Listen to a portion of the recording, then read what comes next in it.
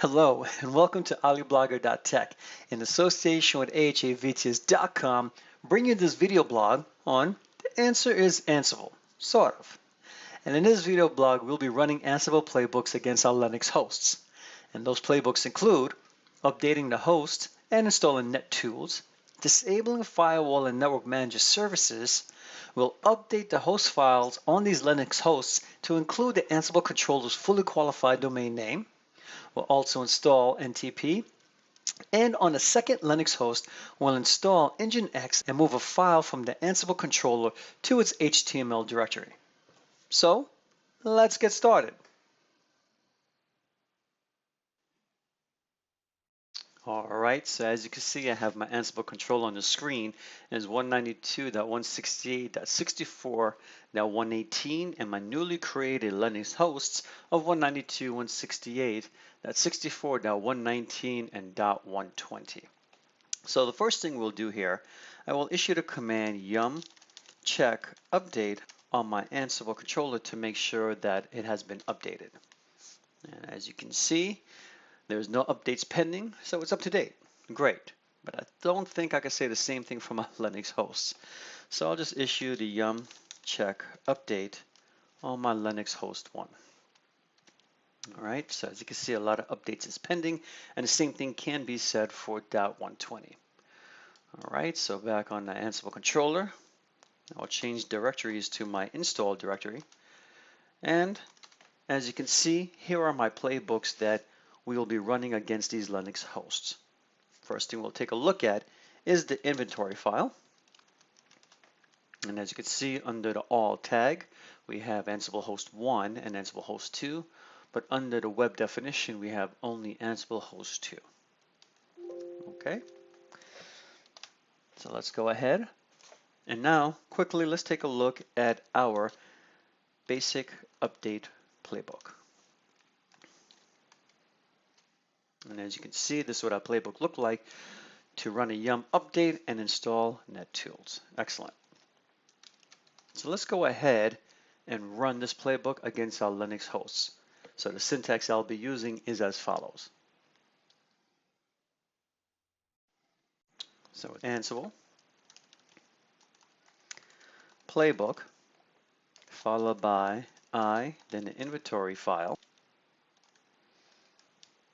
and then the basic YAML playbook. And I'll hit enter here. And as you can see, the play is about to be ran. The tasks to gather facts is all green, so we're connected to our hosts 1 and 2. And now we're running yum update.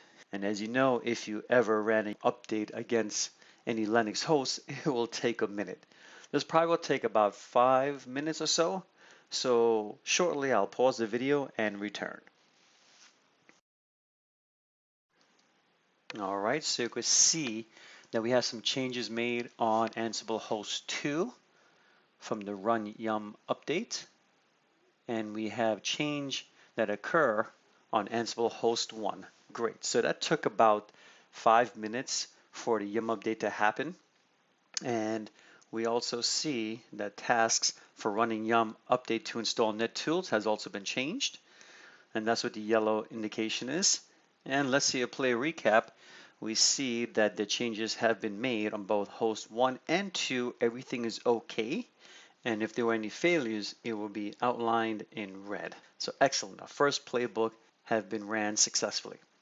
All right, so the next playbook would be to stop those services. So let's go ahead, hit the up arrow here. We're going to run it against the inventory file the same way. So let's go ahead and stop these services. And before I issue this command, let me jump on Linux host 1 and see if I issue the yum check update command, if any updates are needed. And as you can see, our Linux host has been successfully updated. Excellent. And the same thing could be said for Linux host 2. All right, so let's go ahead and stop these services. Hit enter here, and the process should be a little bit shorter now. All right, so we gather the tasks,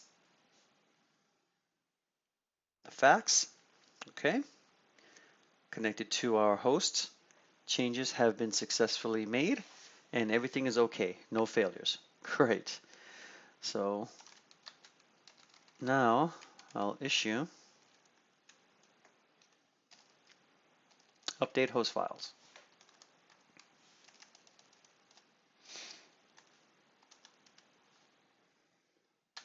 There we go. And again, everything is successful. Excellent. App arrow again. And now we go ahead and install NTP. All right. Installing NTP. Changes are made on both. Great. We're good to go. And last, we will go ahead and install Nginx and move a file from the controller to Linux host 2.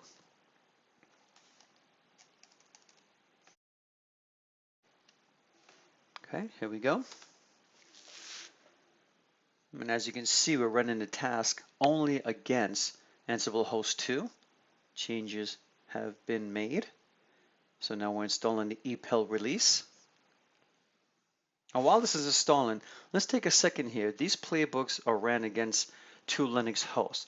Just imagine the time it takes for you to log into each Linux host and do these tasks manually. Probably take you about a half hour or so, but just imagine you have to do this across 1,000 hosts to prepare them, for example, for a KVM install. Just imagine about 10 minutes to 15 minutes or even a half hour per host, right, times 1,000 gives you a lot of minutes, and it'll probably take you about 170 man hours to perform. So just think about the power of automation configuration management against your hosts. So let's take a look here. All the tasks have been ran successfully and we are good to go. So let's prove that Nginx is fully installed. I'll open up a web browser here.